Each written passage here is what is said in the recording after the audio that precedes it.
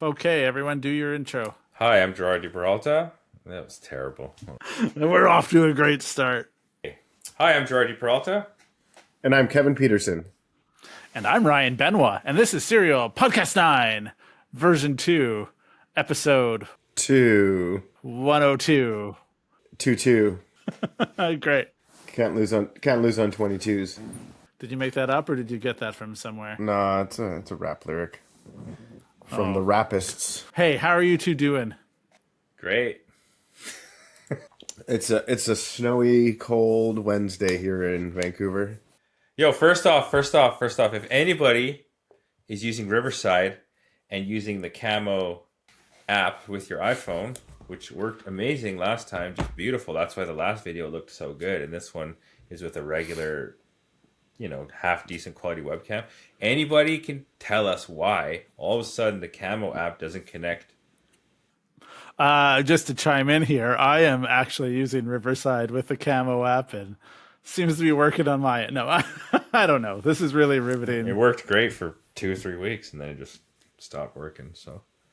Things that are still working, unlike Gerard's setup, is us, and we have a topic tonight. So, tonight, we are going to discuss the top 10 best Toyotas of all time. Cars. Asterisk. Cars, yeah. It was my responsibility to plan this episode, and I decided, much to the chagrin, is that the right word? I don't know, that we would not include trucks or SUVs. I really want to get into the weeds on the best Toyotas. It was interesting because I did sort of poo-poo the idea. And then when I was thinking about it a bit, I was like, actually, there's like a ton of cars. There's a ton of Toyota cars that I feel are like the best, or like influential, or crazy, or like, Gerard, how did you feel about it? Felt fine. Not that some of these are going to be like the greatest Toyotas of all time, but some of them are. Okay, so before we start, I want to just explain to everyone listening how we approach this, because best can be kind of subjective. This is how we went about it. So we defined it as important. So a car of significant value or importance that has a profound impact on Toyota's success or automotive history. Influential, a vehicle that has had a strong effect on the automotive industry, shaping trends, technologies, or car culture. This includes the impact on design, engineering, or the broader automotive landscape. And finally, this is when you start playing the do do do do do do do do do do do. Are we going to have like a structured debate? Do we need to lay out all the ground rules here? Yeah, we do. How about this? Which Toyotas do you guys think are dope, and why? And why? Yeah, there we go. Hey, you two dummies, listen to me right now. The last time we did this... So the cultural influence of the AE86 is a... I'm just going to wait till you're done, and then I'm going to finish, because that's what we're doing. We're just making the podcast better here, buddy. Okay. So the last time... Yeah, great. When we did this conversation the last time, we stopped halfway through and we said, actually, I don't think we defined what any of this meant, and it didn't mean anything. So now we're defining it so that there's a structure. Just don't put us to sleep or the listeners to sleep. Holy shit, guy. It's like a 20-second bit, and you've wasted more time getting upset about it.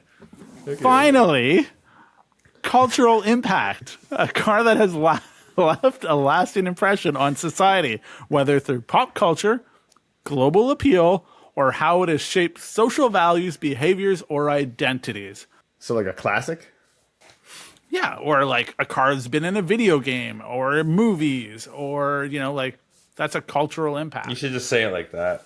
Yeah, Number one car, Toyota Corolla wagon, 4-wheel drive, whatever that thing is. What is that thing? Is it Corolla? No, yeah. It's a Tercel. There's a Tercel.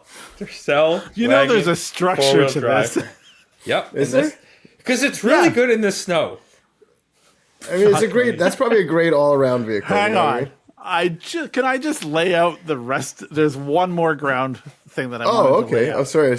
Oh, okay. We jumped the gun here. We're running the race. We don't even. Okay. The last thing was I had originally asked everyone to make their own top 10 list, and then we would bring it. Each person would go through their list, and then from there we would dissect. I might have missed that. I figured you would. I'm not surprised.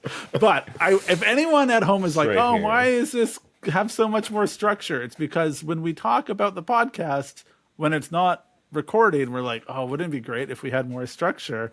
And I took the initiative to try to make us have more structure, and I immediately regret my choice. I asked him to put the structure in. We asked him to put the structure in just so we could fuck with him. Yeah. Hey, I want you to do some work that's a big waste of your time. Okay. No, it's good work. It's good work. But we just have to look like we didn't do it.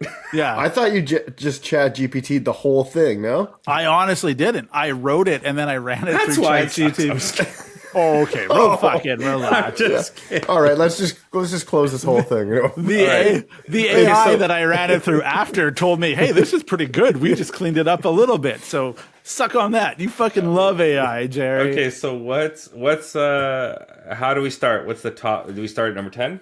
Yes, number 10. You guys, I'll ask. Do we each say 10 and then we go each say 9? How does Dealer's that work? choice, Tell because, me about like- the structure. Do I we thought we- discuss? Is it a Consensus? collective list? You guys can weigh in. I thought it would just be easier if each person went through their list, and then at the end we're like, okay, that's kind of what we're working with, and Do you have then a list, we. Kevin? I wrote down some cars.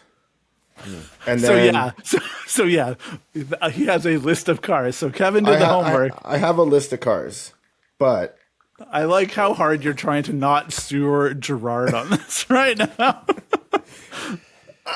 I will say this. I will say this though. I compiled my list 10 minutes before we started this. That's all I ask. So I guess okay. Do you want to do it number by number? Well, how about like since Gerard doesn't really have it, I'll just go through mine maybe, Yeah, and I'll just figure it out. and then like because I'm sure there's a bunch on here that Gerard would say, but you know what I mean. You do yours, I'll do mine, then Jerry can cobble his together. I want to say no particular order, but Oh, okay. You do Anyway. yours that way then. I don't know that like I feel like they came to me in this order as A well. dream. You know what I mean? Okay, I'm done. Yeah. I have a list and all the reasons why these cars are good. Of course you do. Go on. All anyways. right. A86. Feels like I don't really need to like, you know, we could go into that later. LFA. You know, same thing. GT4 Celica. A80 Supra. 2000 GT. UCF 10 LS400. Camry. Like across the generations. Corolla. Not specifically the A86, also sort of across the generations. And that was my like list of ones that I was like pretty happy with. And then I have a bunch of sort of other ones that are like cool, but like I don't really know that they're like revolutionary or whatever in any way. Wow. So Hey, that's pretty good because I made my list and I'll go through my list for you now. And I did it properly, but that's fine. No. So at so at number 10, I had a 1997 Toyota Camry V6 LE. Why LE? Why don't so know. specific? Why not, Jerry? Why fucking not? But I have Well, reasons V6 of why. is good enough. Any Yeah. V6, but what's specific about the LE that you? Because You I got that want leather, the, buddy. I want that trim, buddy. Okay. yeah. I don't know. I'm being overly specific. And I had reasons for it, but if we don't agree with it, we can discuss it later. Number 9 was like one where I had a few. I was going to leave it blank because honestly, I felt like you guys were going to force a car in there that I don't necessarily agree with. So I wrote it down. And then I have reasons of why I believe the car maybe doesn't belong on the list. We can discuss it later. And I also chose the Celica GT4, the ST185. Yep. But I did have a thought of putting a Prius in there just because it was the first like kind of mainstay EV car, or not EV, but hybrid car, very popular Yeah. But anyway, then I was like, fuck it. It doesn't have a cool livery. Like the WRC Celica, whatever we call it. Okay, at 8, I have the LS400. Same one Kevin chose. At 7, I have the GT86 BRZ FRS. At 6, I have the ISF. At 5, I have the JZX 100. At 4, the AE86. At 3, the same Supra that Kevin chose. And then at 2, I put the LFA. And at 1, I put the 2000 GT. You put 2000 GT as number 1? Oh, yeah, buddy. It's crazy. Yeah, it's a bit crazy. It's a bit crazy to me too. Yeah. Like I think it's a good car, but yeah, okay. Are there any cars that we didn't mention that Gerard you feel should be on that list? I have a list, but I did actually punch that into ChatGPT, and I was like, "Yo, what are the 10 most influential cars?" Blah blah. Remove trucks, add Lexus derivatives, and one thing it did mention that I thought was kind of interesting was the MR2. And while I don't really think the MR2 is like super cool, but it is, Japan's first mid-engine sports car. I didn't know that. Rivaling Ferrari in handling. And it's kind of like one of those things where it's like the NSX almost, like cool car, but like, it is what it is. But yeah, I don't particularly like MR2s, but yeah, that was interesting. Not as cool as the NSX myself, in my opinion. It did say the IS300 here as well. Japan's answer to the BMW 3 Series. Whatever. But it did mention the Prius, because the Prius was why it's iconic. The car that made hybrids mainstream. And I'd probably go out of these 3 cars, I'd probably put the Prius at the highest, if it were to enter my 10 list. Because the Prius was like literally the beginning of the entire hybrid fuel economy revolution. And it's kind of like the Camry. It's been just like the mainstay of that. And it's like, while every other manufacturer is playing catch up and learning technology and stuff, Toyota's just steadfastly been fucking pumping out Priuses for the past like 2 decades or whatever the fuck it is. Yo, the Prius is almost like a category killer too, like Kleenex. Yeah. It's just like, like it just is like synonymous with an electric car. You just like, you know what I mean? But it's or not hybrid, electric. But hybrid car. But also, like at one point, every taxi, every whatever was a Prius, and like that's a pretty significant thing. And while it's not like a performance, like we're kind of talking about performance, but we are talking about impact. And like you put the Camry on the list, and like I 100% agree with that, because the Camry is kind of just like, it's like a blueprint on how to make a good ass car. Every manufacturer in the world can just look at a Camry and be like, it's nothing special, but it's the best.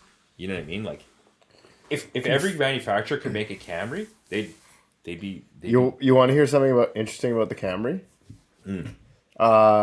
In US, Camry was the #1 selling car in '97, and in '98, and in '99, and in 2000. It missed out to the Accord in 2001, but came back in 2002, and then did it for 18 years in a row. Exactly. 18 years in a row. From 2007 on, Camry was the best-selling car in America. So I put 97. Exactly. Yeah, I put 97 because it was the first year that was the first time it became like the peak. That was like the first time it became the top selling sedan. Okay, so I'll give you guys my list, but I'm not gonna like put it really in order. Okay, I would expect nothing less. Go on. Well, I mean, I'll probably put it in order later, we're gonna come to an order together, aren't we? Because mine wasn't in order. Oh, hang on. Whoa, you Mine can all wasn't in shit order on either. Ryan all you want, and then Ryan shits on someone, and we gotta pump the brakes. Fuck you. Hit me with a list. Okay, 100% LS400. LS400 was like a game changer. It's the same sort of thing as the Camry. It's the blueprint for a reliable luxury car. Like there's BMWs, there's Mercedes, and all this other stuff, and they're expensive and they're fancy. And then Lexus was like, "Oh, that's nice. We can do that too, except we're just gonna make it actually good and actually reliable and we're going to make it cost less because we're just really good at building stuff for like less money. And so anyways, yeah, I think that's why the LS400 is great. 100% AE86. I don't even think that has to be, I mean, we can discuss it, but I mean, like, yeah, there are so many reasons why the AE86 is probably the most influential Toyota, not of all time, but like in certain circles, that's the king. You know what I mean?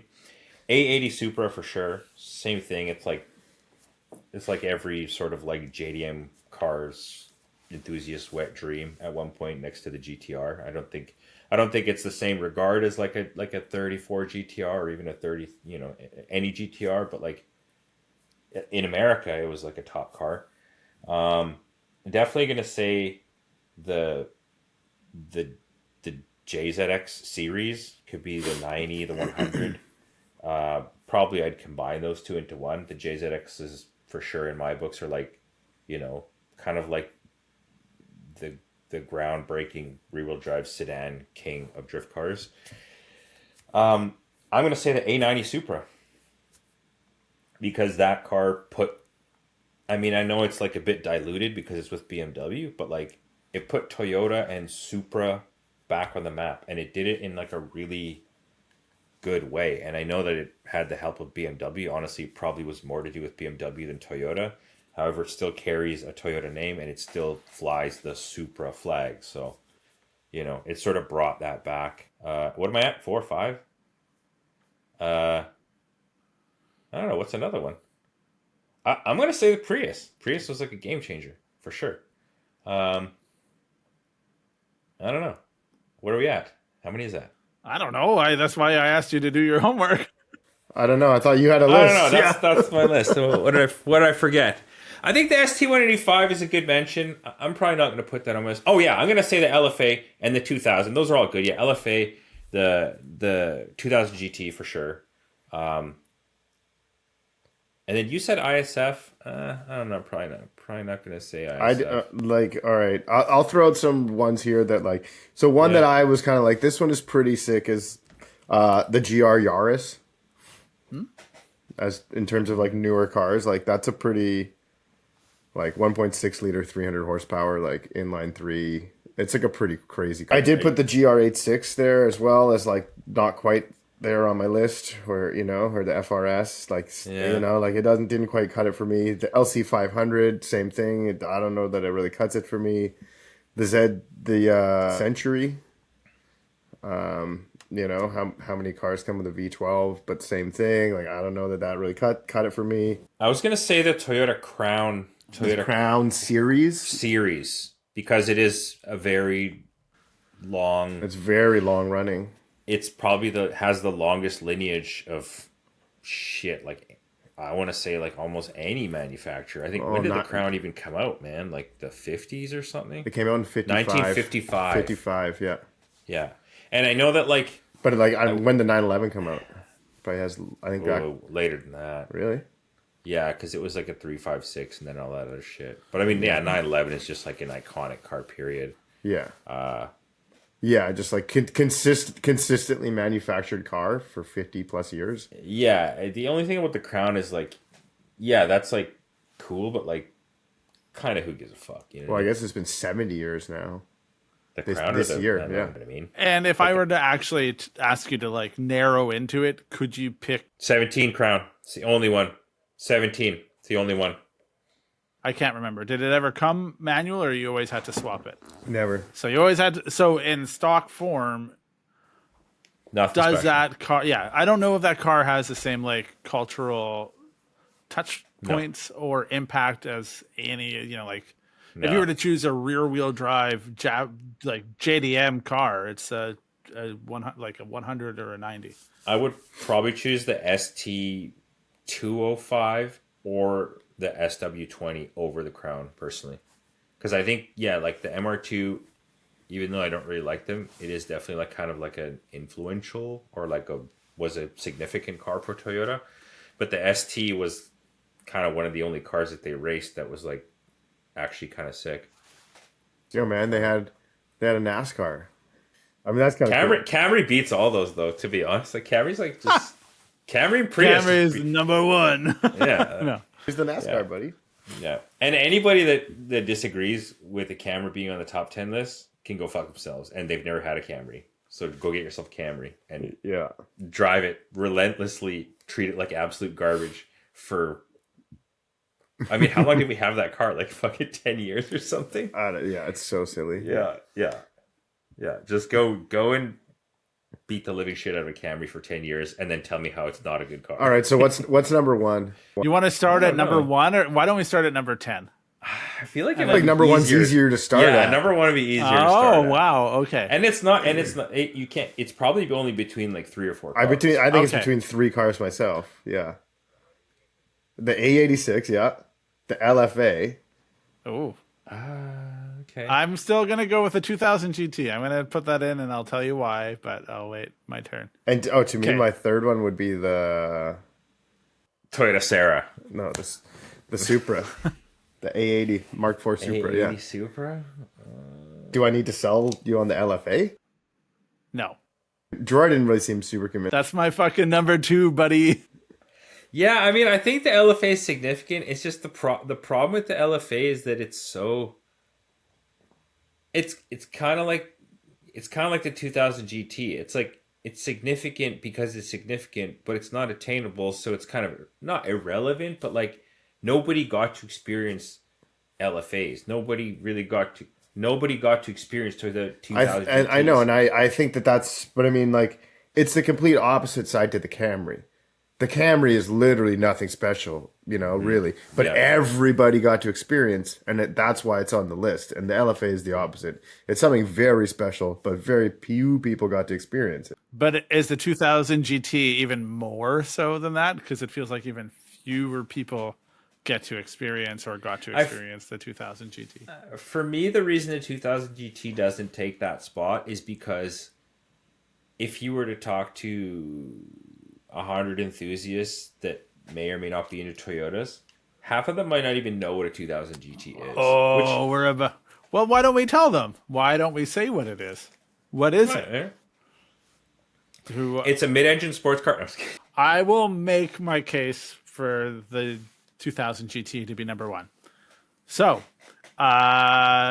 in many ways, it puts Japanese cars on the map. That is like globally, it's like one of the first major sports cars to come out of Japan.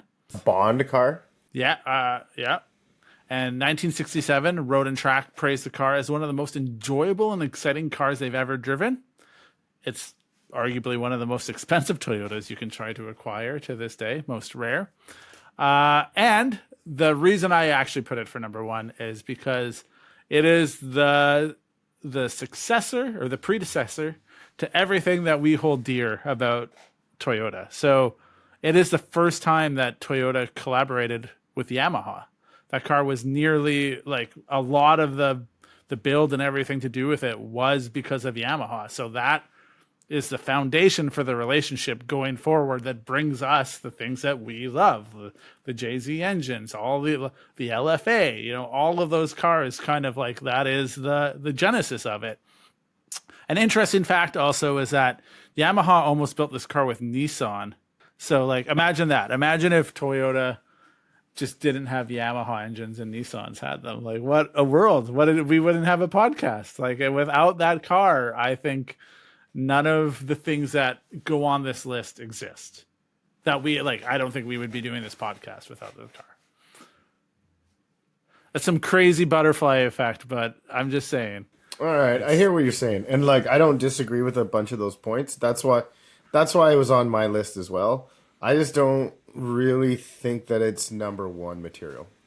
All right. Yeah, and I don't think culturally, because for me, culturally is sort of the sphere that we live in and have lived in for the past, let's say, 10 to 20 years. Sure.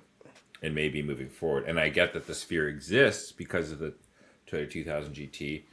But like I said, if you were to ask enthusiasts today, they may or may not even know what that is. And I agree that it's important. Just don't agree that it's culturally significant in our... So maybe that's why I shouldn't be What's the number 1. highest you would put it, Gerard?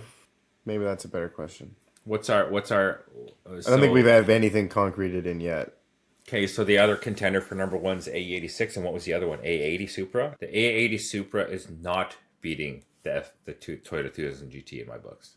Like, I like the A80, and I do think it's culturally significant, but I don't think it's as iconic in the grand scheme of Toyota. So what was the other one besides the A86? LFA, yeah. I mean, those two cars are basically kind of the same thing, the LFA and the 2000 GT. The LFA might as well just be like kind of the newer version. It's almost like Lexus was like, hey, just so you guys know, we can still do this shit. We don't really do it, but we can still.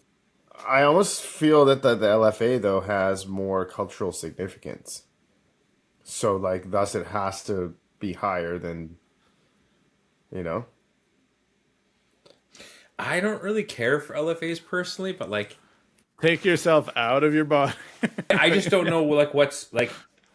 Okay, tell me more about the LFA. I think it's like it sounds great, and it was like okay, like it was like full. They started building it, and then it was aluminum with carbon fiber, and then like most of the way through, they were like, no, you know, this car has to be true carbon fiber. So they like restarted from the beginning. So is it a supercar? Obviously, it's a supercar. Yeah, it's a supercar. NA V10. But is it like does it have good performance? Like blisteringly fast or whatever? Is it significant in the grand scheme of supercars? I believe it is. I mean, I that's not the rule that like the world I like live in though. You know what I mean? Like versus the 458, like you know, or that's kind of what I mean. It's like if you're gonna buy a supercar, like do any of these supercar buyers give a fuck about LFAs? Like besides like Toyota nerds? But I mean, we're kind of making this for Toyota nerds. I will. The thing that I know about the LFA is that if it would have come out a few years earlier, it would have probably been a little bit more game changing. But what they said was because they were so finicky with the car, by the time it came out, it was kind of almost table stakes. Yeah, it was like what everybody else had already done. Like when they were doing it, it was like a little bit like ahead of the game, but it took them so long to build it that it timed itself out. I'm going to say right now, I don't think the 8.6 belongs at the top of the list. That's a controversial thing, but that's not a number one car for me. It's cool. It maybe top three, I would consider it. Support your answers. Support your answers, please, sir. Let me just say one more thing though. Ryan's never had an 8.6. You're right, I haven't. And that's why. That might be a reason why. No, but I think when you look at the if you were listening when instead of making fun of me when I laid out all the rules, I think that a lot of people, a random person on the street, if you were to be like, yo, an 8.6 even versus the Supra carries way more weight. Like the Supra, I bet more people, casual car fans, can tell you what engine came in the Supra. They'd probably have a harder time telling you about all the different variations or even a engine and an 8.6 or the models. I think when you start to get into the weeds on it, you might lose people.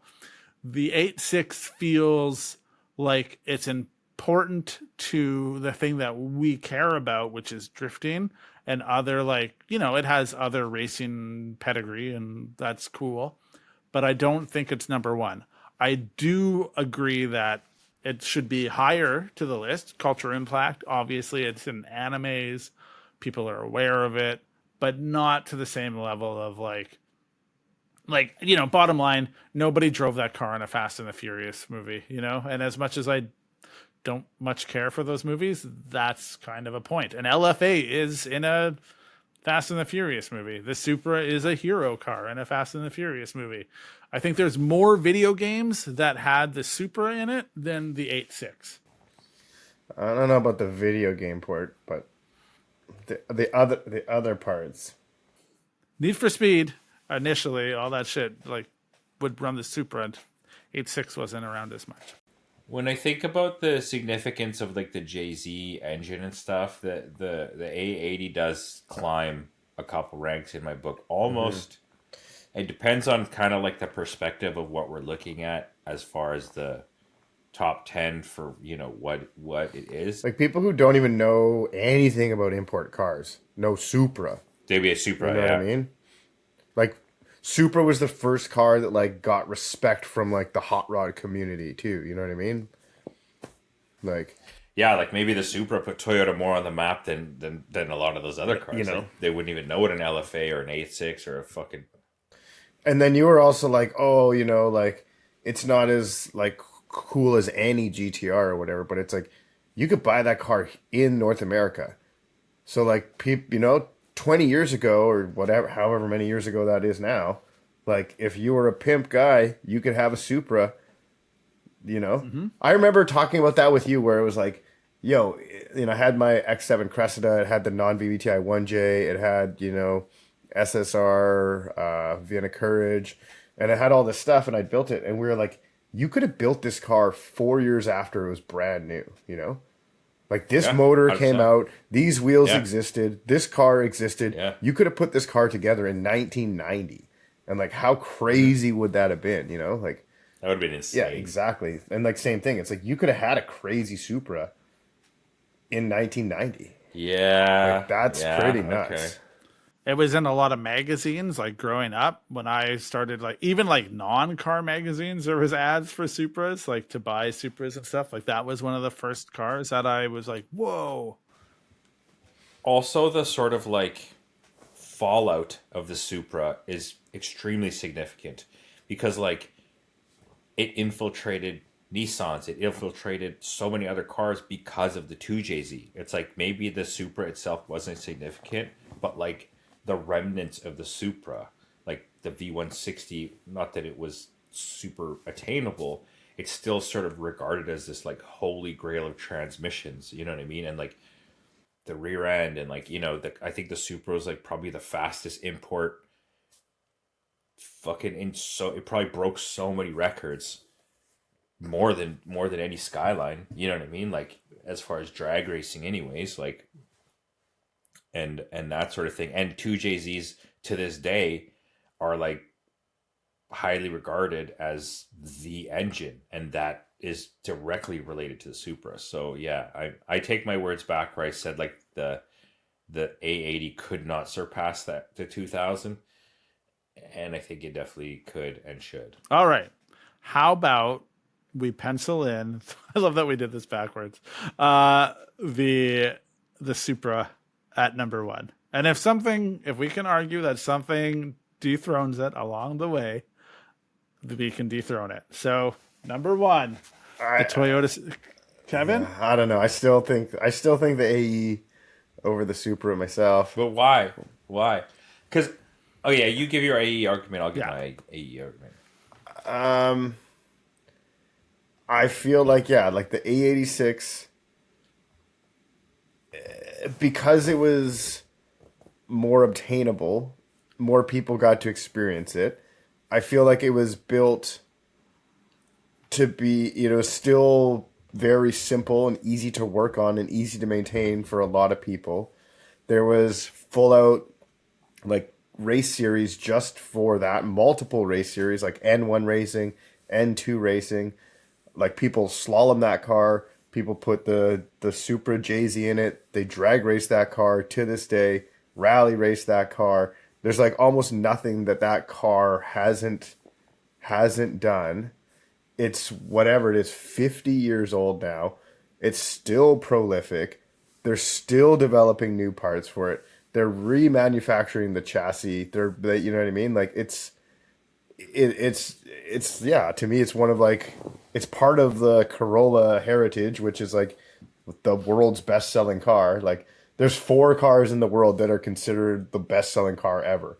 One is the Volkswagen Beetle, the other is the Lada, the other is the Lada? Yeah, it's just called like the Lada. I guess it's. But that's probably because there's so many people and they sold so well, many. also I think they're just still making the same fucking Lada that they made in the 1950s, like today. And yeah, the other one is the Model T, and then the Toyota Corolla. It's like there's so many Corollas sold, and this just happens to be part of them. But yeah, I don't know, like, yeah, the car's just a special car, you know. You're making a case for the people's car, and I appreciate that. The Japanese people's car. Yeah. So yeah, I think a huge part of the weight that the A86 holds for me is the fact that it's basically the Toyota version of like the Z, like in that sort of era, like the S30Z or like the Z sort of lineage was gained popularity because people could own it. Like, you know, S2000, Supra, all these cars that are like, you know, the Supra was on every kid's wall, but every kid could have a fucking Corolla or every kid could have a Z. You know what I mean? So like and the A86 was sort of like that car where it's like it was super attainable. It was cool enough. It was really simple. It was relatively cheap, and it was just unbelievably fun. You know what I mean? Like it didn't need to have 500 horse. It didn't need to have, you know, like all these turbos and wastegates and fucking computers and all this shit. It's like you literally just like chuck some wheels and suspension on it and go have a blast. You know what I mean? And like it was not pretentious. It was not, I mean, I'm sure in some circles it eventually got there, but it wasn't like a pretentious car. It was just like a simple all around super dope car. And then to Kevin's, to sort of further, yeah, it was in like so many video games, so many race series, so many that, and that's one of the things that Toyota didn't really do was race fucking cars. So like the fact that the A86 was in many races and series and all this stuff, that sort of like holds a bit of weight.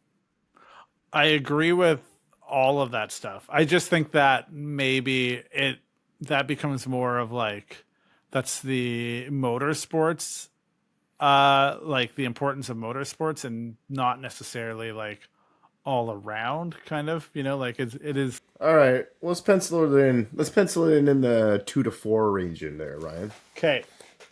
All But right. like, and that made, you know, what your point just made me want to bring up another point though. And it would be like the only reason I'm giving that Celica GT4 a spot up there is because of motorsports pedigree almost, you know what I mean? So if you want to say that that's not really a part of it, then we should maybe talk about that car. We can. And if we want, it can be a part of it, but I think there's a scale to it, right? Like there is the importance. And on the 8.6, when I wrote it down, I did write down a lot of that stuff. But I just think like the overall market saturation of the 8.6, like Corolla itself as a brand, I get, like as a model from beginning to end to where we are today is a thing. But I think what we're doing and how we're discussing it, the 8.6 still would the average enthusiast would have a greater understanding and probably softer spot or more love for the Supra than an 8.6, I think. I will say this. In the car community culture, I feel if you're like, I have a Corolla, people assume you have an 8.6. It's just like that. You just go straight to that. Like, what else would you have? You know what I mean? They'd say I have an 8.6. But also, like, if you said you had a Supra, it leaves it open. You know, you're like, I don't know. Well, you know, like, what do you Only know? until recently, though, right? Like, but there used to be a point where it'd be like, I have a Supra, and people would be like, yo. And like, when someone says I have a Supra, I think also the reaction that you get from having a Supra is maybe a little bit different than having an 8.6. You know, I don't know, where people are Like a goal car, whereas an 8.6 is kind of like a cult classic. I commend the everyman aspect that you're arguing, Kevin. I will pencil it in. All right, so we'll say 1 or 2 for a Supra, Supra 8.6, somewhere in there. Okay, number 3 then. Where do we go? What's number 3? So it's going to be 2000 GT or LFA. We should be men of culture and say the 2000 GT just to be men of culture. But I mean, if you want to, I'm okay with that. It's a beautiful looking car. And like, yeah, and you know, as much as I like the LFA, Gerard's point about like, yeah, it's, what do you think 0 to 60 is, Gerard? 4 seconds, 4.5. 3.6, but That's fast. That's really fast. Yeah, I mean, I don't know. It's not Taycan fast, buddy. I mean, the Taycan's something else, but they said it wasn't about the ultimate speed. It was like supposed to be this emotion and stuff. Yeah, But the whole fucking problem with that is who the fuck gets to feel that emotion besides like 10 people in the world or like 30 people in the world? You know what I mean? And I get it. It was the culmination of every technological advancement and hand built this and that, and that's cool and that's special. But like, special to who? But I think it also, like, you know, it's one of those engineering learning exercises where they built that and that allowed them to, you know, maybe make like the LC 500 like a certain way, or you know what I mean? And it's like if they hadn't have built that, then it would have been... Well, that's kind of what I mean. Why those two cars are like equivalent in my books, the 2000 GT and the LFA. It's like they've carved the road and they paved the road and the, you know, advanced technology and all that other stuff, but they're insignificant to normal people. It's a halo car is what it is. You know, like that's exactly what it is. The car out of the gate was 350,000 USD. And for what it was putting up for numbers, when it came out, I don't think it was comparable to what you could get from other cars. Yeah, they also said they like lost money on everyone they made. Yeah. So like kudos to them for doing it. It is a beautiful car. When I put it on the list, I had it at number 2, but I had it at number 2 because I was like, if you gave me the choice between a Supra and an LFA, I'm taking the LFA. Like that was kind of like it was just a dumb argument, but My reason to put the LFA higher than the 2000 GT is because Gerard sort of said, like, if you're talking about our culture, it's like, I feel like it's the last 20 years or so. And like the LFA had cultural significance in the last 20 years. You know, for a time there, it was like the fastest car around the Nürburgring. It was like the car that was like in the news all the time. You know what I mean? It was like, it was significant. It's like in the Gran Turismo. It's, you know, like, I feel like, yeah, like Gerard also said, like the 2000 GT, it's like, it's a car nerds know about, or Toyota nerds know about. It's not a car that anybody knows about. Like Paris Hilton has an LFA, you know what I mean? Like, so now it goes down. down. Down. What I want to say is Toyota came out with the 2000 GT and it looks amazing. And like, if you were, you know, around in those times, you would think, oh my God, this Toyota brand, like, look at this beautiful car. What the fuck happened after that? Like, what, they're just like, let's just make a bunch of shitty looking crowns and stuff. Like, why didn't they just continue along this path? Because they know their lane, they know what they can do, and they know how to do it well, and they know they can make money.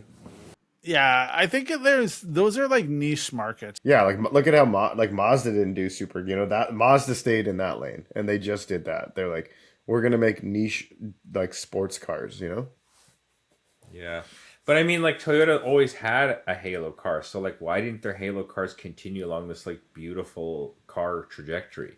You know what I mean? Like, what was the car that came out, like the Celica Supra? But I mean, like that's the thing. What's the stopgap between the 2000 GT and the LFA? It's not, they didn't always have a halo car. They never ever had a halo car.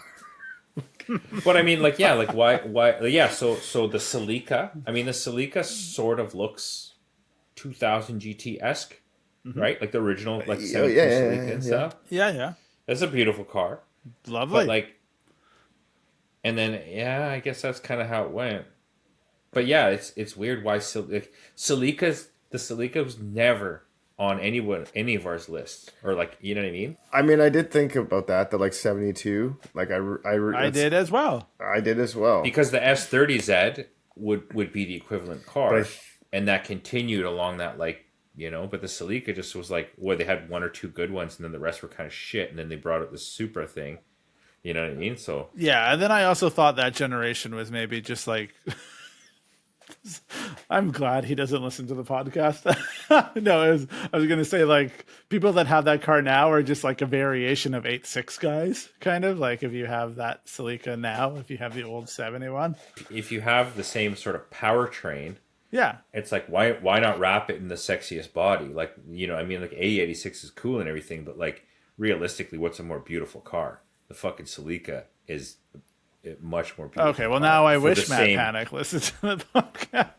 Maybe he does, but I mean, like it is. It's curvy. It's beautiful. Like I've had like that car, and there are so many cool things about it. Like how the windows roll down. There's no fucking B pillar. Like it's just such a cool ass car. But then it just died. So like it lost any significance because it didn't continue on. I think they're about to release another one. But I mean, so fucking what? Like, you know, it's like the Supra. I mean, I don't know. Like, what if it today. was like a two-door V6? Like, I don't know. Maybe, what if it was like a TR? But we already have that. We have the GR. Like, what's the Celica going to be different? You know, they butchered the Celica name so much that they're going to try to bring back some sort of semblance of the old Celica. It's no, they'll just. I think they would keep going with the front-wheel drive. That's what I'm saying. It'd be like a. Yeah, it'd be like so I don't know. It would be like a two-door Camry. That could be kind of cool. Would you ever buy it? I mean, me, no. Exactly. So what are we doing here? Well, I mean, someone might. I mean, it would be cool. It would be cool if they made it.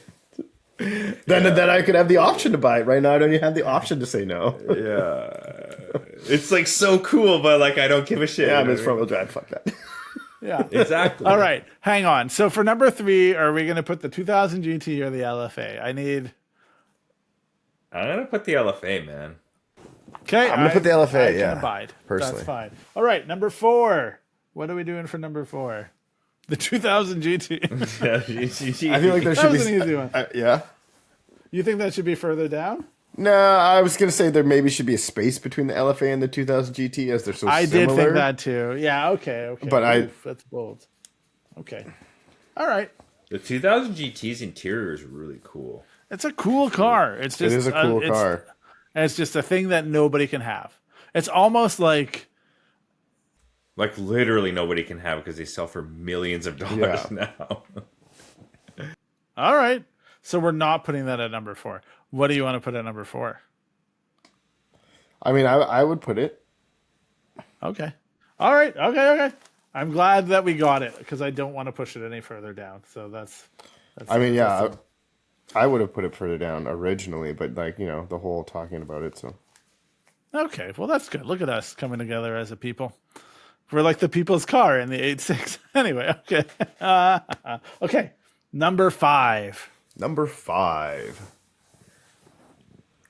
Is the A86 still on this list? 8.6 is either 2 or 1, so I have it at 2. Oh, okay.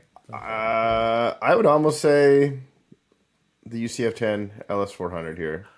That's what I was gonna say. Because that was the first Lexus car in North America. It was built to such a high standard. Yeah, it literally set the bar. That like was also like the first vehicle with the 1UZ. So it can be used in a plane, a boat, and a car. Exactly. You heard it here first. Some other time. Yeah. That was basically also when they were like, oh, Japan's not fucking around. It's like, oh, these European cars, oh, they have Japanese competition. And then like with the NSX, it's like, oh, these mid-engine supercars, oh, they have competition. Like, it was an exciting time to be a fan of Japanese cars. Yeah. And I think too, like in that era, like people that were smart.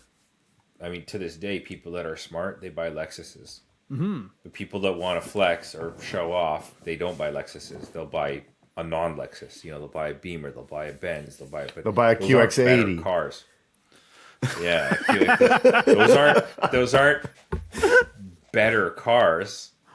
They're just more exciting and look better and all this stuff. But if you're really smart and you really care about money and like not spending it, you buy a Lexus. And like, I think, you know, you eventually realize that, yeah, that all that other stuff is sort of less significant after 5 years, 10 years, 20 years, that somehow this Lexus that costs less is still amazing. Everything still works. The leather's still good. You know, like everything about it's still amazing. And all these other cars are basically just like worth absolutely nothing and, you know, barely even running and cost you the price of the car to maintain. So it's like, that's a significant impact. So Also, I think it's very important to say that it is now that car is super affordable, which means it's like an entry level to the Lexus brand and perfect for high schoolers that sell drugs. Or weld the diff and go takeovers. Yeah. Well, that's what you do after you sell the drugs. You go to the takeover. Okay, that's great. I think that works perfect for 5. Number 6. It's also a great vehicle because Serial 9 has a whole catalog of parts for that car. So if you want to dump it on its guts and get some UFO style camber, we can help you out with that. I mean, that's a good point because culturally, like within our circle, like the UCF is almost like the Camry of VIP cars. Yeah. You know what I mean? And probably not because it's like what you think it is, but it's probably because like it's easily attainable and it runs. And like everything works. So like you buy this car for not a lot of money and then you basically fuck it up and like make it drag on the ground or put all these stupid camber parts on it and like big wheels and all this shit. And it somehow just is still a nice fucking car. There's probably way more 1996 LS400s rolling around than there are 1996 BMW 5 Series rolling around still. You know what I mean? Or any Nissan sedan. Like I feel like the Nissan sedans just didn't sell in the numbers. Yeah. You know what I mean? So, like, if you wanted to build a VIP car in North America, you're probably either doing it to an LS or a GS. Mm-hmm. Yeah, unless you're like, unless you're willing to sort of like really step out of the box. Well, yeah, I mean, like, that's a what's the equivalent possibility now, Mercedes? but I mean, I don't know, like 10 years ago, like, you know, like the States, they didn't have a lot of options. But that's kind of, well, that's also kind of what I mean. It's like, it's almost like the AE86 of stance cars. Like, you know what I mean? Like it's if I love the analogies are just compared to other Toyotas. It's a Camry of. but like if you have like a VIP like It's UCF, the jet ski of snow shovels. I'm going to say 20. If you have a, you know, like it's not, it's, and the car is already super old. Like maybe if you have a 10, it's a little bit harder to like, you know, whatever. But like if your buddy has a new Beamer that stands out and you have like a UCF 20 that stands out and like, you know, like done really nice, it's not like that car's viewed as like so shitty. Yeah, or something. vastly It's inferior. Still, yeah, it's still held in a fairly high regard for what it is, like an old car. Hey, before I say my other thought, what is the most popular part you sell for that car?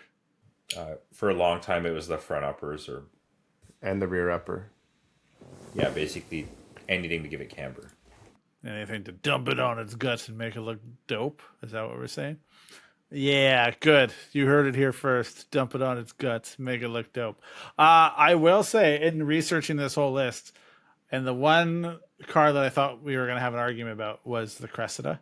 But I think the LS400 may have actually killed the Cressida in North America. Hear me out, because it was rear-wheel drive, right? And when you look into it, they're like, what replaced the Cressida? People say the Avalon replaced the Cressida, because it was like, it goes Camry, Cressida. Cressida was meant to be like the high-end Toyota, but when they released the LS, they were like, we don't really need the high-end Toyota. It doesn't make sense. So they put it into the LS. I agree with that 100%. The LS superseded the Cressida. Wild. I learned something. The only way the Cressida could have continued on, I feel like, is if they brought their actual correct one. Yeah, like the 90 came over with the 1J in left-hand drive as like the sporting Toyota sedan. Like if that car was competing with 5 Series, I guess, was it 5 Series would be, or 3 Series? I think that was more like the 3 Series, but then I think the IS300 was competing with the 3 Series. But I mean, at that time in the 1990, imagine if the IS300 had the one, like came over with the 1J. I don't think it would have worked. I don't think so, personally. Nah, it's too small of a car. It's not like especially because it was a Lexus. It was always viewed as like the baby Lexus. Yeah. And it's like if you were like a man and you had like money and shit, you weren't buying a fucking IS300 because that's like a peasant car. That's like if you were like I really like those. if you were like a real... No, I mean, when they came out. Yeah. When they came out, it was like, you know, like... They were... No one's buying... not a lot of... Girls would buy those. Or like if you were like a... I don't know, like a... It's like if you wanted... young entrepreneur. If you were like a grandfather and wanted to golf, but you were like a younger grandfather, you might buy the IS. You know what I mean? Like, I think it was marketed to younger people. I just don't really know who would buy it. I think it was too, but like no one had that money. That's what I mean. Like the younger people couldn't afford that. No. It was like young professionals. Like that's why it was sort of aimed at the 3 Series, but I think they missed the mark because like the 3 Series is the smaller of the Beamers. So like if you were like a, I don't know, like an ad, like a starting ad executive, and you were making a bit of money, you know, but not like 5 Series money, you would get an IS300 or a 3 Series. But the thing is, so the IS300 was like Lexus, but sort of sporting. But then where do you go from there? I guess the GS? The GS was the 5 Series? Yeah, I guess so. The GS was pretty... And then the LS is the 7 Series, yeah. Yeah. I liked the IS when it came out. But, I mean, around that time, Civics weren't maybe as nice or as cool as they were before. I remember being impressed with that car when it came out. You were like, "Oh, this Yeah. is cool. It's like inline 6, manual, rear wheel drive. Like it's a sedan. It's got like clear taillights. it's got and clear changed- taillights, and that that started a whole industry in its own right, just on those taillights. That should almost be on the list just because of the taillights. Yeah, that was like that's an industry killer right there, man. Like the taillights of your car became synonymous with an entire style. Like they're just called Altezza tails. You know what I mean? Like no matter what they're on. All right. Nobody even knew what an Altezza was. You could have a Silverado and you have Altezza tails, you know? like Yeah, and you're right, Gerard. At that point, nobody really knew what it was. Yeah, they just thought that that's what they were called, like some stupid ass name, you know? It would be interesting to be like in the boardroom when Toyota was making these decisions, because you're right. It's like they could have continued. Why not send the 90 over? But somebody made that decision. We're like, no, not a chance. Americans don't want this, you know? Like they don't want this car. I mean, there's probably never any tooling to make that car in left-hand drive, you know?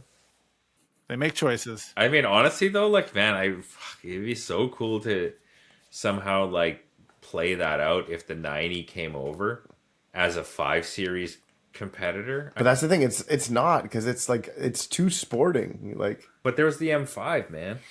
And it's not sporting because it's automatic. And it's, you know, like, it's supposed to be kind of a bit of like a sport luxury car. not the one I'm bringing over. not the one I'm walking into my Toyota dealership when I'm 4 years old and buying. Yeah. But you know what I mean? Like, it would have been crazy because that, like, truthfully, those cars are nuts. Like the JZX90 is fucking nuts. The JZX90 to me is the closest Toyota ever got to making a Nissan. Yeah. It's like actually when you press the gas, you're just like, holy fuck. Like what is this? This engine is insane. And like I've never felt that in another car. Like, you know, like I mean, I haven't driven like an M5, but I've been in like M3s and stuff, and like, you know, being NA and like winding out, like it's not the same thing. You don't have that like instant like kick your ass torque, like I'm gonna lose traction when you're not paying attention, you better fucking hold on. Like it's none of those cars have that. And the fact that you would do 4 mods and the thing's making 300 at the wheels, but like tons of torque, like it's crazy, you know. So that car would have been really cool to see. If they brought it over. Here's a question then: is that car number 6? Maybe number 6 is a JZX, but we got to choose one. Is it a 90? Is it a 100? I'm gonna say the 100%. I'd say the 100 probably is more culturally significant and like widely spread and Now, which recognizable chaser. I would even go as far as to say JZX 100 they're all chaser. the chaser.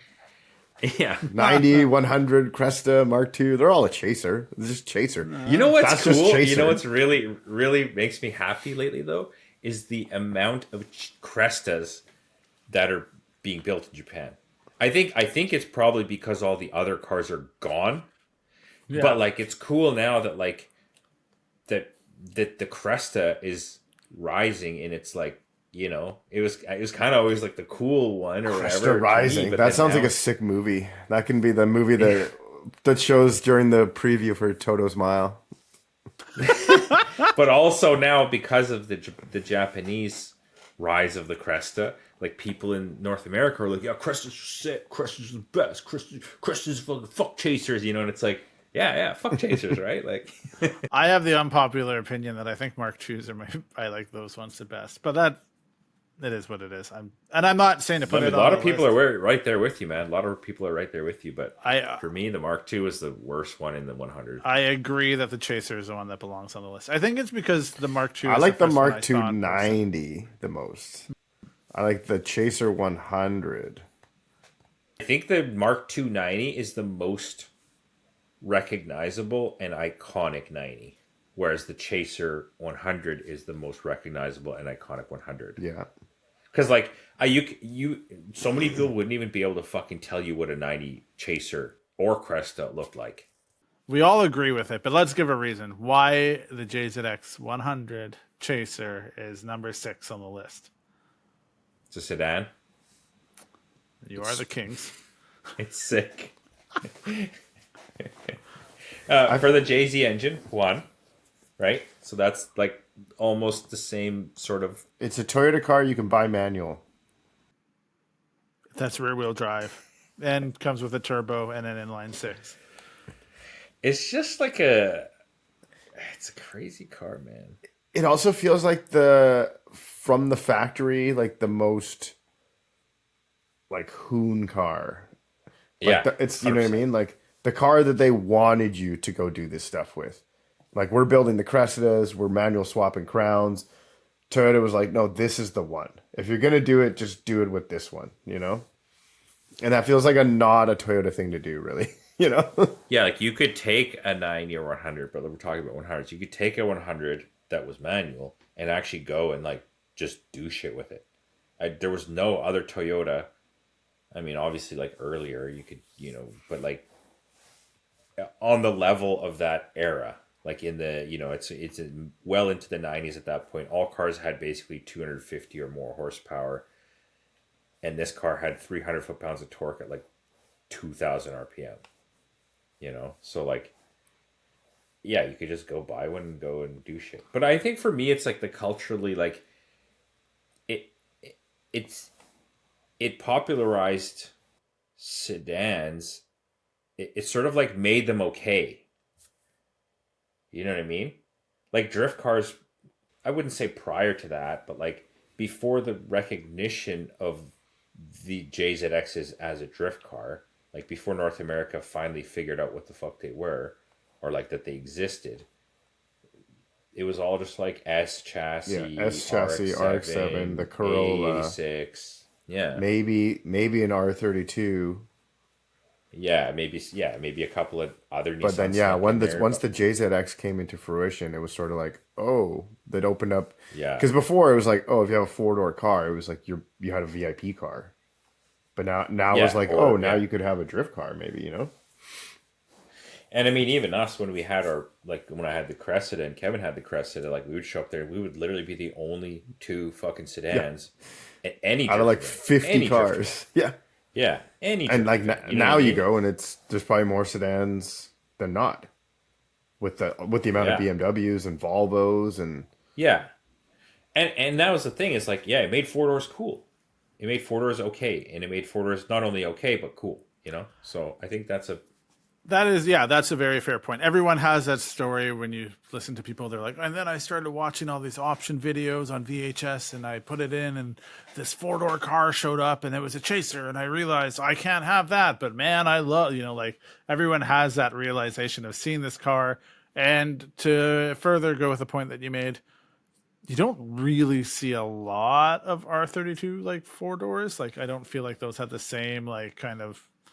They didn't hit the same. They didn't do this. They didn't do the business that the JZX 100 did. And I think as far as like the drifting community and the whole drifting, like, what's the word? Like the history of drifting and like I don't know, like the progression of drifting. Like those cars are solidly ingrained in drifting. You know what I mean? Like probably more so than an R32. You know what I mean? Like it goes like S chassis, JZX, and then like maybe not, but I'm just saying like the JZX is fucking top 3. Yeah, Like yeah, I would agree for with like that. significance of the, It's like 8.6.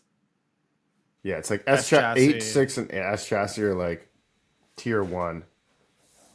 And then And then, Well, I think the 8.6 sort of lost out like in staying power, Like, yeah, I think for sure. yeah, like because you kind of capped out with an 8.6, right? Whereas like with the S chassis, they had all the body mods. They came out with 3 other ones. So like not only like there was no more AE86 after the AE86. Well, also it it felt kinda, like the starting point of a 5-lug SR turbo car is going to get you 12 years down the road. You know what I mean? Like, you can't keep doing that with your Corolla, almost, Yeah, I think I know. Like, basically, if you had a 5-lug SR20 car, like, you could mod it for a long time and get it to the point where now you have huge wheels and wide body and, like, a bigger turbo and all this stuff. But it's like the Corolla, like, you're going to reach something where you just can't keep going, Yeah. the ceiling is a lot lower on an 8.6. It's weird though because it feels like there's like just 2 ceilings. There's like a realistic ceiling, but like also there is like a. I swear the ceiling on a Corolla is higher. Because you'd have to basically build an entire goddamn car. Yeah, exactly. Yeah. Hey, here's an important thing. You guys also sell parts for JZX 100s. What's the most popular part you sell for that? Diff bushings. Like throughout the history of the company, diff bushings. Recently though, I would say the AK-49 has been extremely popular. And then even more recently is our adjustable tension rod. Very well received as well. But man, we sold so many diff bushings. Number 7. What goes number 7 on the list? Camry? Okay, what's higher in your books, Camry or Prius? I'm going to say Camry, 100%. I'd say Camry as well. Actually, I might say Prius. I mean, overall impact, I will say probably Prius because it had. Yeah. I mean, Prius isn't like the number 1 selling car for 25 years. No. You're not wrong. But I think my thing would be is that is a consistently good version of something that has existed, whereas the Prius cultural impact and like it like changed the way the market functioned and the way people did things. So the Prius, just for the fact that it innovated instead of like perfected. Yeah, no, I don't disagree with those statements. Jerry, number 7 is a Prius. Speak now or forever hold your Prius. And number 8 is a Camry. Do you have a specific one that you would choose? It's like the 97. I do think that one like looks a bit better. Yeah, still It's the very same reliable. engine. Yeah. Although there was the MZ and the VZ. Man, those motherfuckers are fast. Dude, and they sound sick. 200 horsepower. And it's like it's not like 200 horsepower that like You really got to ring it out. Yeah, it's like 200 horsepower always. yeah, you could just be like talking on the phone, rolling a cigarette, just eating McDonald's and floor it, and like you just the thing would just be at 170k in like it's so crazy. Like it's like a mindless, amazing car. Yeah, it's the secret weapon. And yeah, it's the secret weapon, and also like because of the Camry, like you could literally drive like a complete idiot, super fast, and never get pulled over. You hear that, kids? Buy a Camry and drive like an idiot. If you're getting hassled, you're not enjoying it. Exactly. It's not very enjoyable to have to argue with or convince a cop to let you go. You know what I mean? We're at number 9. Oh wow. What are our choices for 9? Yeah, I feel like I'm running low here. Well, we can go over a few things. I put ISF on the list. I have my reasons. I put, again, Yamaha collaboration. A great modern example of what Lexus/Toyota building something that can perform, compete with German cars. And especially at a time when there's so many boring Japanese cars, the ISF kind of isn't necessarily that. And then I also said in episode 101, we called it a modern classic. So maybe it has,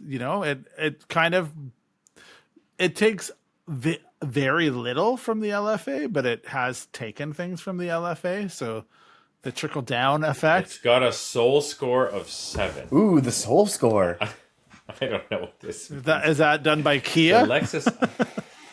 No, it says machines with souls.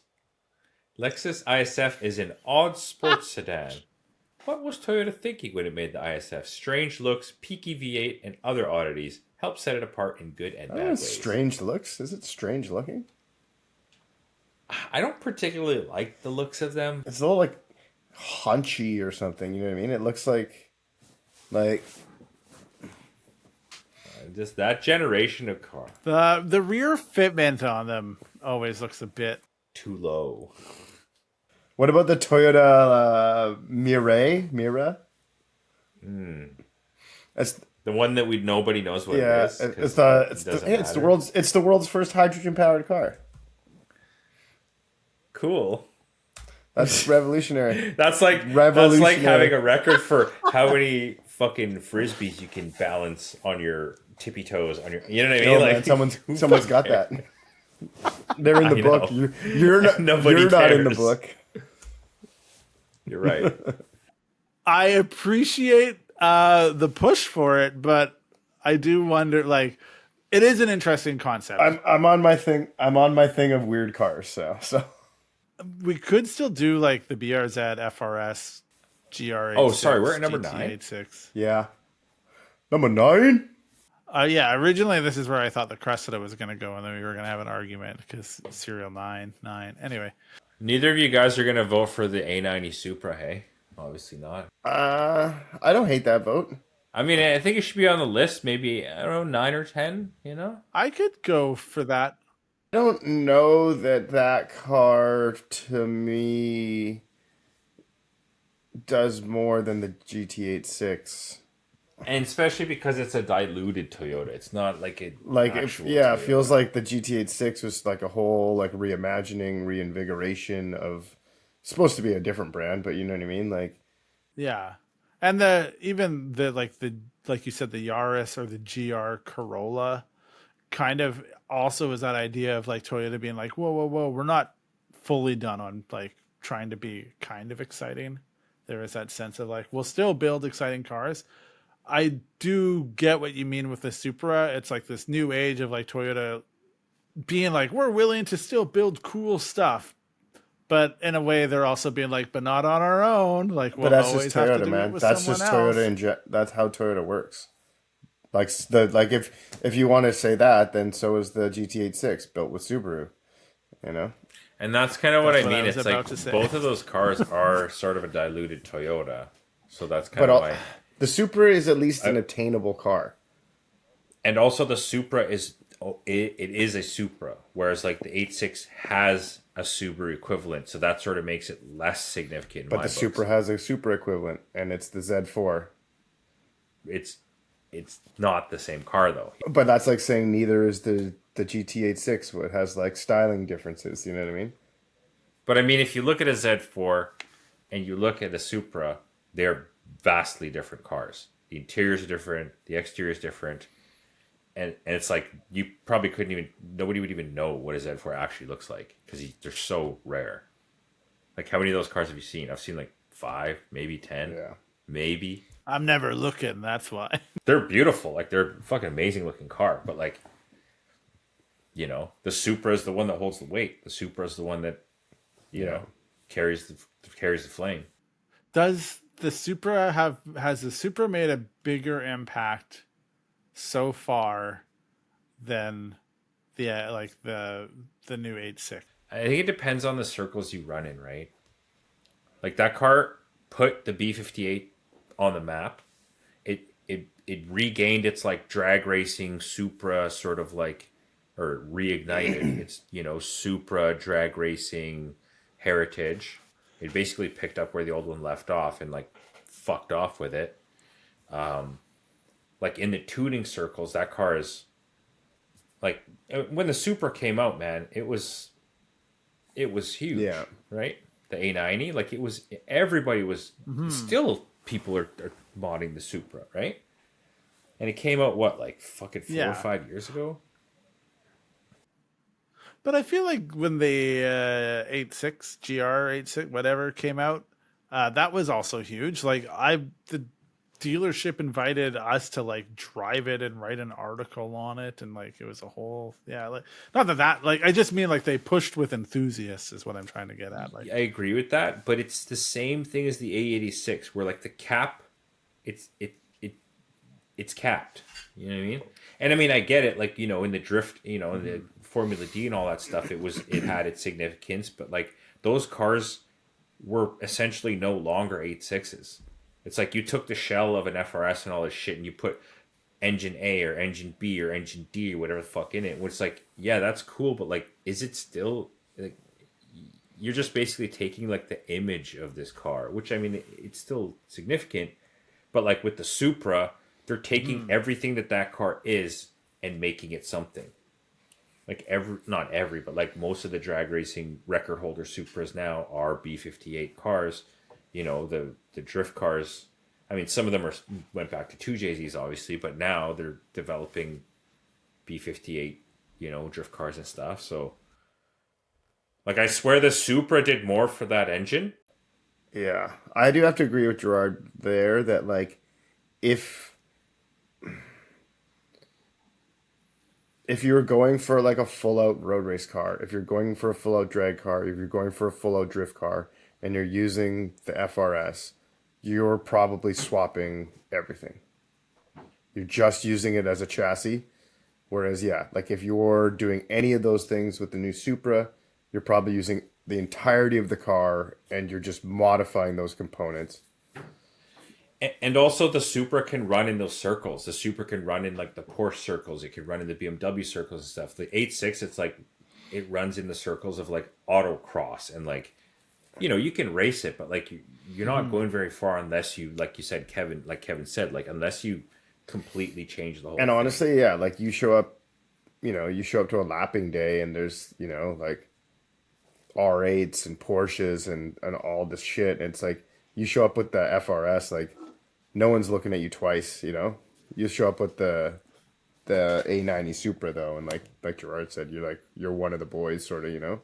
You know, and after the jokes of the BMW bullshitter aside, at the end of the day, you showed up in this Toyota Supra, right?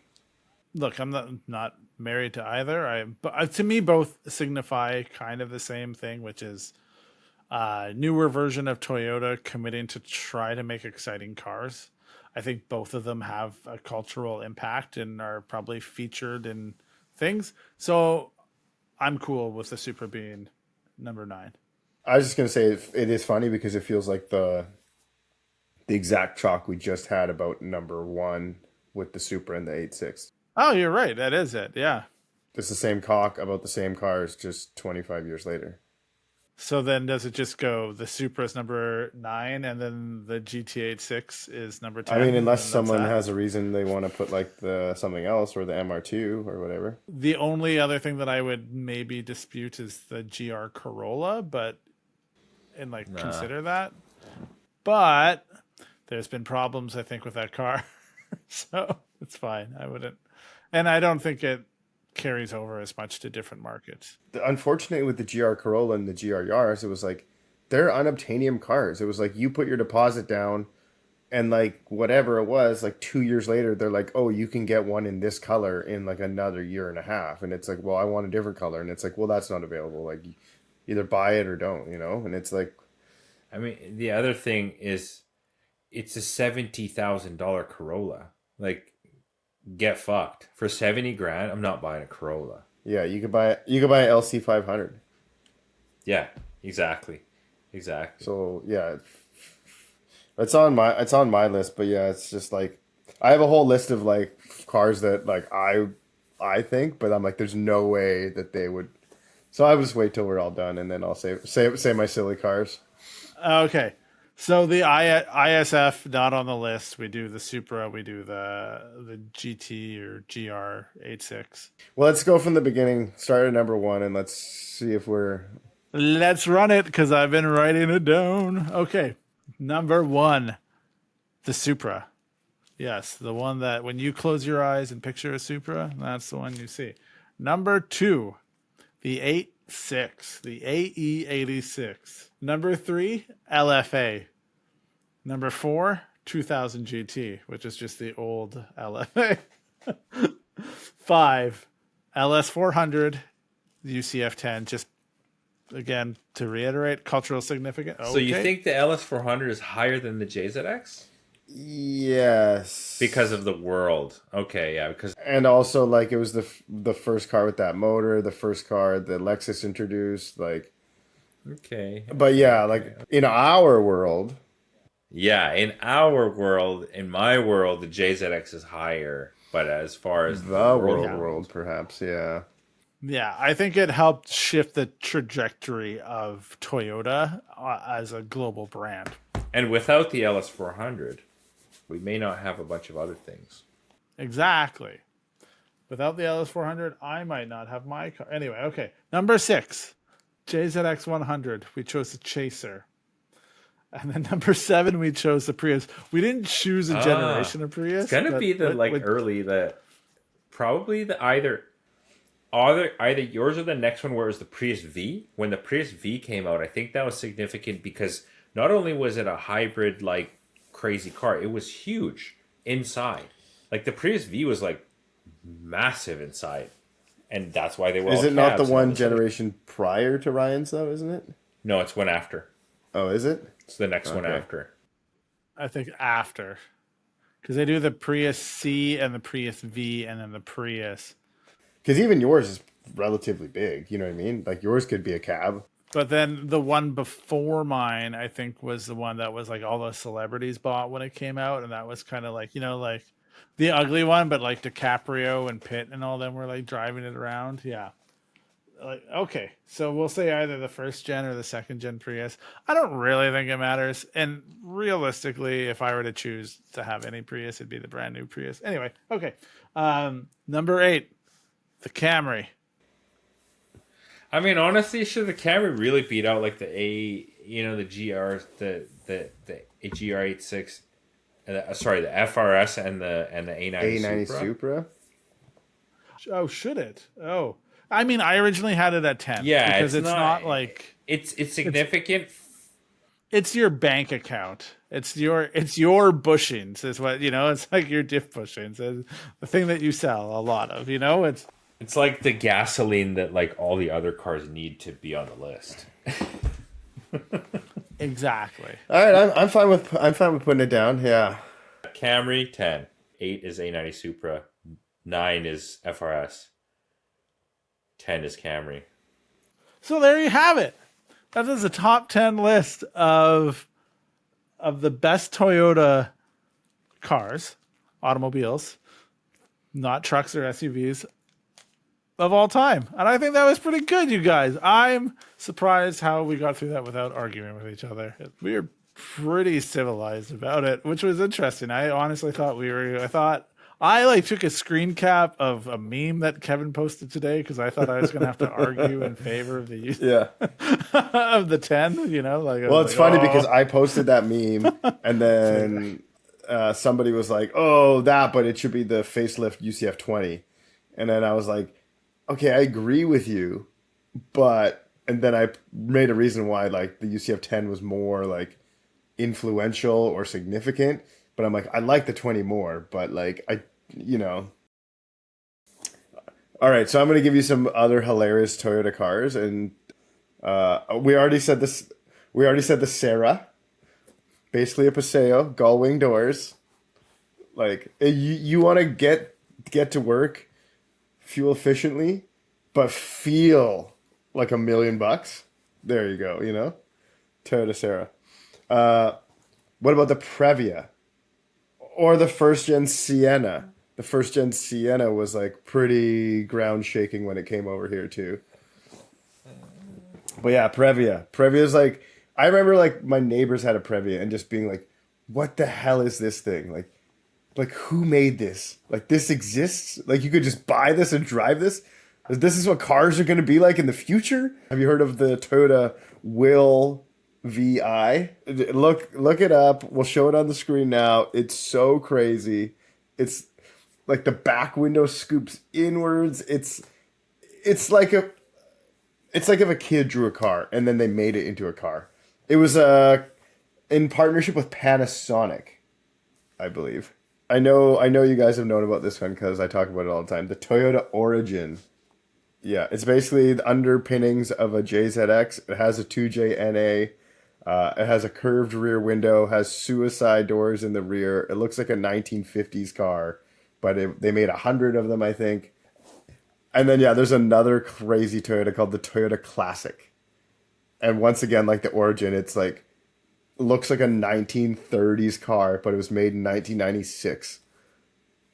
These cars are bonkers. So what would be, let's do 3 or 5 honorable mentions. Okay, honorable mention. What would you say? Yeah, I think the MR2. Yeah, For sure. I think we booted the Celica GT4 right out of the thing, didn't we? We did. That's a cool car though, man. Yeah. Like the ST205 with the 4 headlights, I really like that car. That's like a pretty cool car. Yeah. Okay. Like, I'm the Century, man. The Century's got to be. Yeah, I feel like Century's got to have honorable mention. Like, it's a V12. Like, Okay. Yeah. Okay. that in its own right is bonkers. I don't want to say it again, but Okay, I mean, maybe we'll do 5 honorable mentions then, you know? The ISF could be on there for sure, for sure. Well, so we had ISF, MR2, Century, the men. Century, And we had the Celica. Celica. Oh, like this early Celica? Originally, Or like it the started ST202? with the earlier one, but I don't know. Does the ST05 hit harder on the parameters of what we were discussing? Yeah, because it's an all-wheel drive car, turbocharged. Like, it was the competitor in that whole, like, rally, Yeah. all-wheel drive. And if that livery is iconic, you kind of like Yes, was in the video Castrol, games, yeah, you kind of 100%, 100%. know, it definitely checks a lot of boxes. Maybe the problem is that eventually that line just kind of went to shit. Yeah. know? Yeah. Yeah, they were just kind of like, "Hey, we built this car," and then you're like, "Yeah, that's super cool," and then they're like, "You know what else is cool? What if we make it or front wheel drive, and you can get a bunch of TRD like aero?" But I mean, for like, it. every It's brand like is fucking- doing that. They're like, oh, yeah, like, oh, you want this sick muscle car? Yeah, no, now it's front wheel drive. Like, oh, you want, like, oh, fucking sweet. This car that we made for 40 years that has, like, the only lineage of our brand. Let's make it into a crossover. Yeah. Let's just butcher that. Let's wrap this up. What did we learn here today? I think we learned that we're more similar than different, and I think that is a great thing today to be thinking about. That was really succinct. Thanks, Kevin. That was really what? Succinct. Toyota's got some great cars, and it was interesting to discuss them. Yeah, I really enjoyed that. I feel like we really knuckled down. We bared down and got to work and sorted it out. And yeah, what an enjoyable activity that was. All right, so thank you everyone who tuned in. Whether if you listened to us on Spotify or watched our video on YouTube, I think you can actually watch the video on Spotify as well. So if you have any questions, comments, or concerns, any suggestions that you would like us to talk about, by all means, reach out to one of us on Instagram. I'm Ryan_Dodologic. I am Kevin_Serial9. And I am at Serial9 or Gerard_Serial9. Oh, sorry, Serial9_G. Sorry. I don't know who I am. What is life? Yeah, anyway, reach out to us, let us know. We're always open to feedback, and yeah, thank you again so much for hanging out with us. Until next time. Bye. Yeah. Bye. Thank you. Bye-bye.